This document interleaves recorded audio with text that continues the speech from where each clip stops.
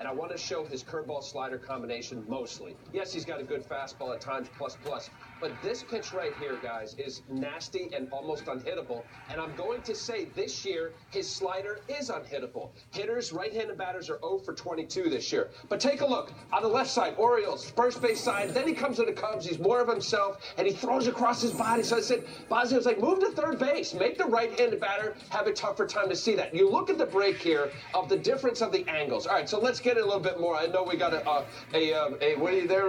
University of Pennsylvania Ivy Leaguer. They're very simple. There's overhead. You got the Orioles to the first base side, Cubs to the third base side. 24 inches is a pitcher's rubber. Okay, so now often pitchers don't take advantage of angles. He's doing that. Home plate is 17 inches. I know you know that, Matt, but I'm not sure about you there, D-Roll. I know you do, too. All right, so here, now just take a look. This is the instep of a right-handed pitcher. He's now on the third base side. He's on the inside part of the plate. But then he throws across his body. So now he moved over 24 inches. He moved over another foot. And I think, guys, D-Roll, I think he's even more than the 12 inches. So what does that mean? He throws this slider, and I just mentioned to you, right-handed batters are 0 for 22 on that pitch. Look where this is coming out of. Not only that, this is a give-up pitch. I wanted to show the left-handed batter. That looks like it's coming from the right-handed batter's box. Check this out. Stays closed. I think he jumps at the hitter. Look where this is right now. He is basically behind the hitter. You see Rodriguez swinging at that. It's nasty. It doesn't even have to be super special. I wanted to keep showing this because this is no joke. Guys, right-handed batters have to stay in there on a guy that throws 94 to 96 miles an hour. He's got a slider curveball combination. He throws a changeup. The unique aspect, and I remember when I had Ron Guidry as a teammate, he used to slide on the pitcher's rubber based on the type of pitch that he had.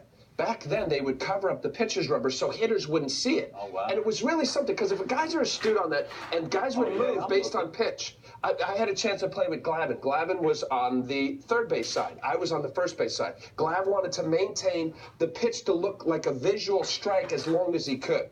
As a lefty, Glav was over third base because he threw a lot of that two-seam changeup. So he wanted the right-handed hitter to see it as a strike and then fade off. I think Arrieta's doing the same thing. That's awesome. And it just elevates it to another level of just not being able to hit it. That's when you had the goofy dance steps up there, you know, the Donald Duck thing. I didn't know where you were going, I'll be honest with you. But when you show the video and you show that angle, that's how come everybody's not doing that? Here's my question. Is it that hard? You got to be in perfect shape. I mean, this guy, because that could break down mechanically, but he is so stacked. Matt, I'm going to tell you, somebody who threw straight on, what D-Ro just said, to stay closed and then fight and work. This is core. I know that people thinking flexors are going. Just stay close and then finish. There's a lazy aspect of not really finishing. So by Arrieta being so closed, you're right. Why not do that? Because especially against right-handed batters, if I'm coming from behind you, D-Ro, it's hard to stay. All right, I got to stay in there. I know he's got a fastball, but the slider, you know, it's just hard. You know, Go ahead. What I may have loved the best about that tape is that when you showed the split screen and you showed Arrieta in his Baltimore days, he's always been a big, strong guy. Yes. He might be a little tighter. He might be doing things a little differently now in terms of core strength and flexibility, but it's not like he changed from this 97-pound weakling to the Incredible Hulk. He's always been big. Or in addition to that, his stuff, if you go on the Fangraphs or take your Inside Edge or whatever that documents every one of these pitches, stuff-wise, it's about the same. Al, I faced him. Yeah. I faced him. I take the donut off my bat, and I say, this guy's got electric stuff, but he can't locate a fastball. I'm telling you, his slider is wipeout. It's always been that way. It's gotten even better now, but fastball command for him has been huge. He didn't have it early in that game and still dominates. But I used to go to the plate and be like, oh, my God, if this guy ever figures it out, I didn't think it'd be this. Question I want to ask you. Yeah. Seriously. Oh, you mean we haven't been serious? No, we've been dead serious, but we didn't talk about this. All right. Jake Arrieta, Sonny Gray, David Price, Chris Tillman. Three of those four guys pitched last night. What is up with the abbreviated windups? Why are they doing it? To me, it looks like for a hitter, it's almost like a spread out two-strike approach. That's my mindset. Are you trying to cover? Like, where's the Doc Gooden windups? Where's the flow and the rhythm? These guys are still creating. These are some of the best pitchers in the game. Arrieta, David Price, Sonny Gray, Chris Tillman's Baltimore's one. I just want to know, from asking a former pitcher, what are they doing? All right, so here, I'm going to relate it to you as an everyday player.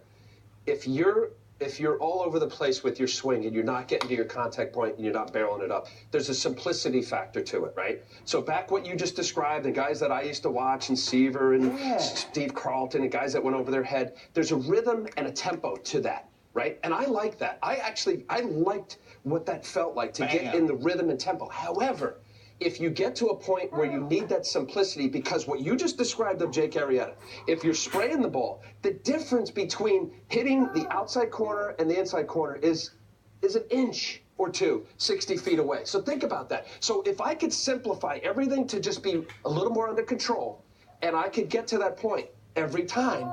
And you don't lose miles per hour. I thought I did, but we're watching these guys, and they apparently don't. They don't. That's what... It baffles my mind. Like, I know when I struggled as a hitter, what would you do? I'd spread out, less I movement, wouldn't move my head, less movement, and I'd sit there. But then once I started to feel good again, I wanted to get back to the leg kick and get everything driving through. But here, let me say this. So you just showed guys that are dominating, right? We then will show guys on this network that are struggling to say, geez, you know, he's giving up. He doesn't have any rhythm. Why doesn't he hide the baseball?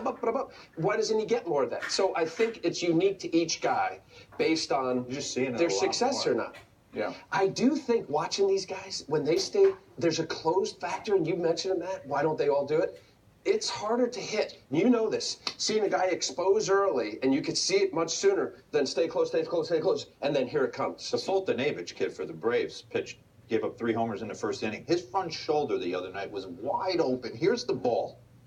And they hit 3. I mean, Arrieta's clothed. You don't see anything. Yeah. And it's... Yeah. I mean, it's honestly, I know we got to keep going, right? No, you did a good job putting that in lay terms, and I can kind of get the man crush that you and many have on Jake Arrieta. I still love Clayton Kershaw. Our friend and colleague here, in addition to loving Clayton Kershaw, has just been gushing over Manny Machado